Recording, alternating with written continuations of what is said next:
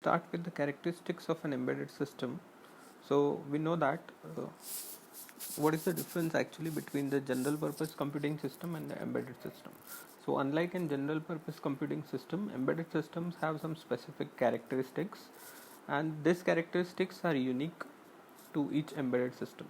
So some of the important characteristics about the embedded system are application and domain specific, reactive and real time, operates in harsh environment, distributed, small size and weight, and power consume.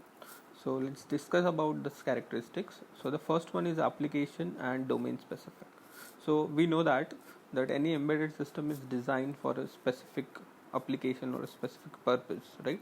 So it will not do any other task. So that particular task it will be doing. Like we know the examples as your air conditioners or your microwave ovens, right, or washing machines. So we know that they will perform only that particular operation, right?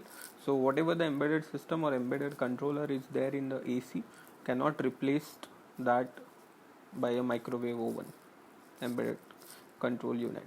Okay, so that is designed for that particular application only. So because of the embedded control units in a microwave oven and air conditioner are specifically designed to perform certain tasks, right? So you cannot replace them. So that is what we are saying, application specific.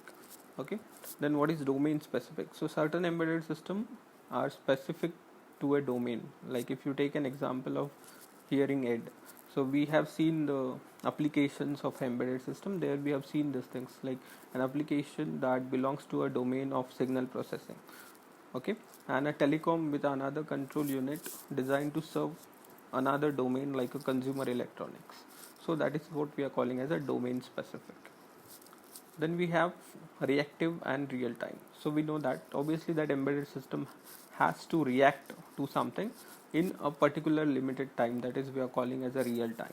Like certain embedded system are designed to react to the particular event that occurs the nearby environment. Okay, these events are also occur in a real time. So we know that like a flight control system or anti-lock braking systems, okay, so they has to be react in that fraction of second, that real time what we are calling. Okay, so that is what we are saying, based on some event happening, if you are using a anti-lock braking system, it has to stop that particular vehicle, right? So in a real time, in a faster. So again, that is what we are calling as a reactive. Or you have an example of air conditioner, which is gonna adjust its mechanical part as soon as it gets the signal from its sensor to increase or decrease the temperature.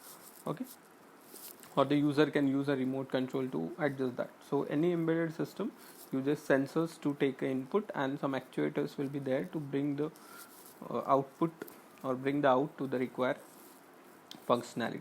So it has to be reactive. Okay, then another is the operation in the harsh environment. So basically a certain embedded system are designed to operate in a harsh environment like a dusty one or a high temperature zone or a vibrational zone, okay, or a very high temperature or very low temperature where we need to use that particular embedded system. So that has to be designed in such a way that even if you are using that embedded system in that particular environment, it will not affect that particular embedded system. This embedded system have to be capable of sustaining in such that conditions. Okay, then the distributed one. So the term distributed means the embedded system may be a part of a larger system. So we are forming a bigger embedded system by using some small embedded system. That is what we are calling as their distributed one. These components are independent of each other but have to work together for larger system. Okay, they are independent but they have to work together. Like there are the examples. The first one is an automatic vending machine. Okay, so where you are putting some money or swapping your card.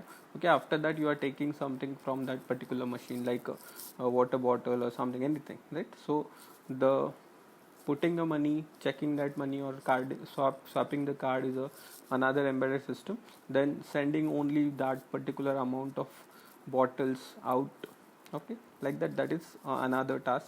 Okay, so this together they're forming one particular thing. one familiar example, you know, that at ATM machines, right? So where you are swapping the card, then you are entering your data, entering your pins. So that software, that particular thing is different. Then counting the money, how much has to be sent out, so counting the money, that is another embedded system, right? So so together, all together, they are forming one. So that's what we are calling as a distributed one. Okay. Then small size and weight. An embedded system that is the that is a compact in size and light in weight, right, will be desirable or more popular than the one who is bulky. Okay. So sometimes, depend on the application and all, small size and weight will be preferable, right? Like now you can take an example of your mobile phones, right?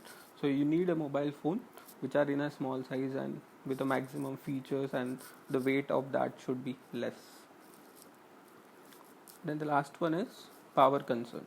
So as we know that the embedded system, most of the embedded system are powered with the batteries. So obviously if it is using lesser power, the battery life will be more, right? Again, the power concern, it is desirable that the power utilization and heat dissipation of any embedded system has to be low.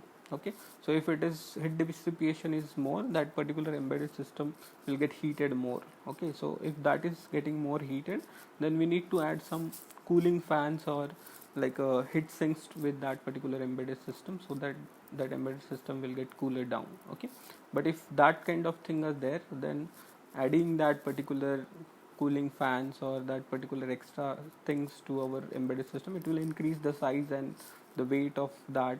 Okay, so that thing has to be taken care when we are looking for a embedded system.